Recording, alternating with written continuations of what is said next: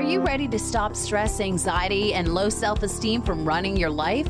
Join award-winning author Dr. Friedemann Schaub from Empowerment Radio as he addresses some of the most prevailing challenges in our day-to-day lives. Find out how you can use the power of your mind to overcome self-sabotaging patterns and build a solid foundation of confidence and self-respect.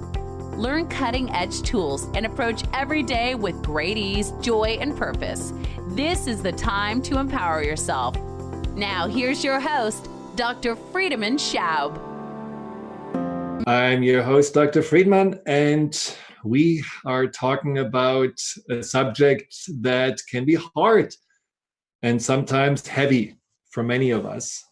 And the subject is about grief. Now, the person I invited today has been helping people through a very specific kind of grief, which is the grief of losing your best friend. And I'm talking about the best friend who is furry, has a tail, 4 legs, and just adores you and loves you unconditionally. My special guest is a pet grief coach, helping people through overcome their grieving when it comes to losing their beloved animal. Now, not anyone or everyone has dealt with pet grief, and many people may just feel like, I never had pet grief because I don't like pets. Still, stay tuned, because a lot what is something she will share today about grief and how to deal with grief is also applicable in general when we are losing a loved one. So it's certainly something that can help anyone who has been dealing with grief, or maybe embracing the idea that, well, sooner or later, I will need to deal with loss and saying goodbye to someone I really care and love. Now, when I was about, 14 years old, we had a dog named Sid. And I mentioned this because grief is something so powerful that it can even overwhelm the seemingly strongest and those that are most in control of us. And it was in this case my father, because this dog was a dog that was like any other dog we ever had. We used to have German Shepherds when I grew up, and he was the last one we had. And he was anything but a well-behaved dog. He was pretty neurotic. He was basically tossed around from one family to the next and never really had a settled home. So when he was 5 or 6 years old, my dad was asked by one of his patients if he would take him in. And my dad, who was a sucker for animals, definitely said, yes, I will do that, because he felt sorry for this dog that apparently really never had that sense of being at home or feeling that there's a stable environment for him. And it took our dog Sid a long time to feel at home, because every time we took him somewhere, just for a walk in the car, he thought, at least it felt to us, that we are giving him away again. He panicked. He was scared. He didn't want to go in the car. And he had other, kind of idiosyncrasies that we learned to deal with, that we learned to embrace. But his anxiety and this, kind of sad gaze on his face, in his eyes, never really disappeared completely, no matter how much we loved him and cared for him and supported him. And maybe that's the reason why my father really embraced him so much, because he was really needing our love and support. So when he was 12 or 13 years old and he just couldn't move anymore, his hind legs couldn't really lift him up anymore, my father decided to euthanize him. And since he was a doctor, he did it himself. And I never forget how hard it was for my dad to do that. My dad, who seemed to be always in a mixture of being in control or being angry, was just like a little puddle. He was so sad. Tears were running down his cheeks, and I didn't see my dad very often crying. In fact, maybe only twice in my life. there when he had to give this dog the final injection, and the dog couldn't even really acknowledge that he was picked. And then when the dog took his final breath, my dad really broke down and something inside of him opened up. And I think I will always be grateful for Sid for having opened up my dad's wall around his heart, just to let some of the grief and the sadness that he had been dealing with for a long time out in that process. Now, unfortunately, my dad wasn't necessarily someone who was really processing the grief very much. So at some point, he just shut back down. But that brief moment, I will always be grateful for. And so I want to talk today with my special guest about that grief and how we deal with grief and what we can do to make grief easier for us, especially when it comes to something like a animal that we love, that we care for, that we have given so much to, and at the end we always know the animal probably gonna die before us. It's just one of those things we are aware of. We will probably live longer than this animal. So I want to welcome Judy to the call, and thank you so much for being here. And why don't you introduce yourself? Judy Helm Wright.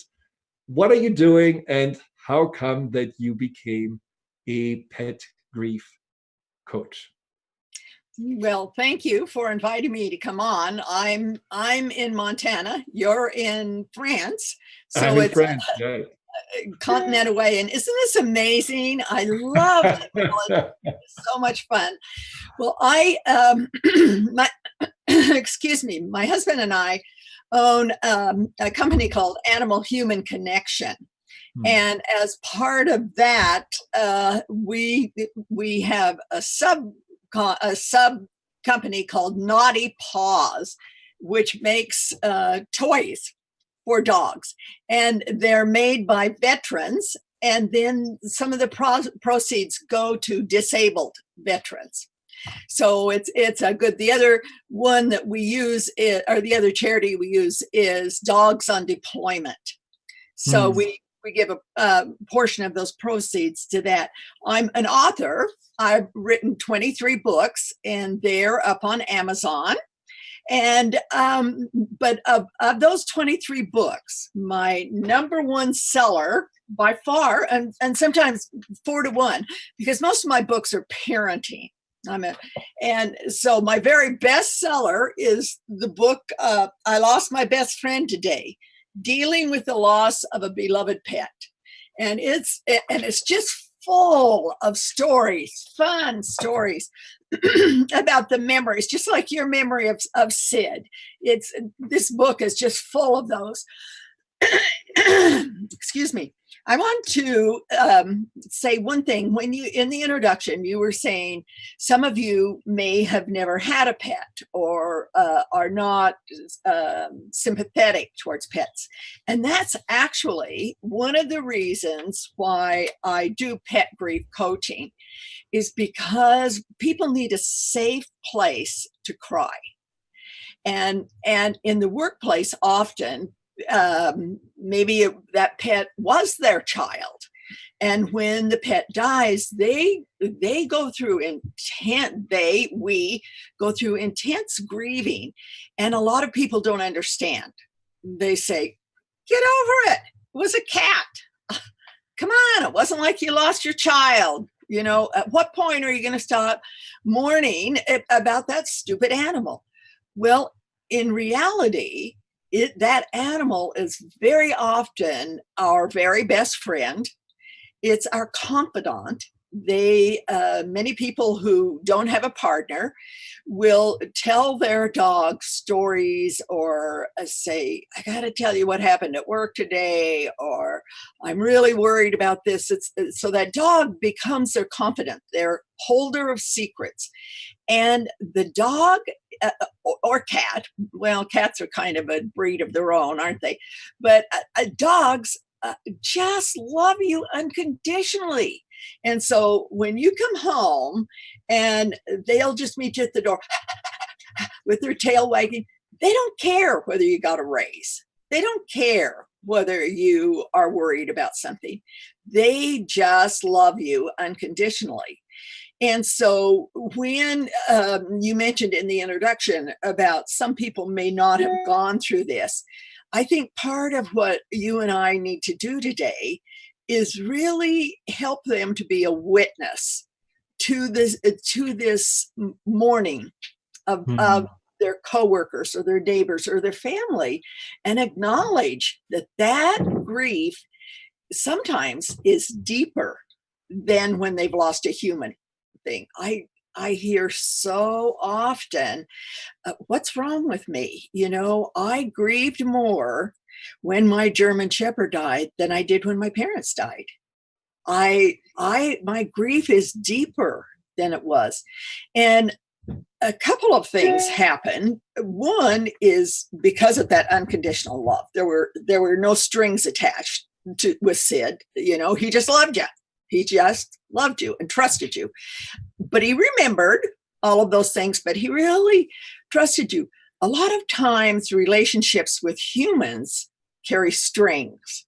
I will love you if you win the soccer game. Or, it isn't said, I'll love you, but it's an unspoken thing. I'll love you if you get into college. I'll love you if you choose a good career. But with pups, with dogs, it's just unconditional love.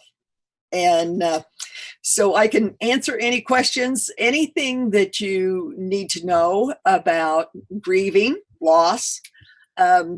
Another one of my best-selling books is for children, and it's called I Miss You, Do Pets Go to Heaven?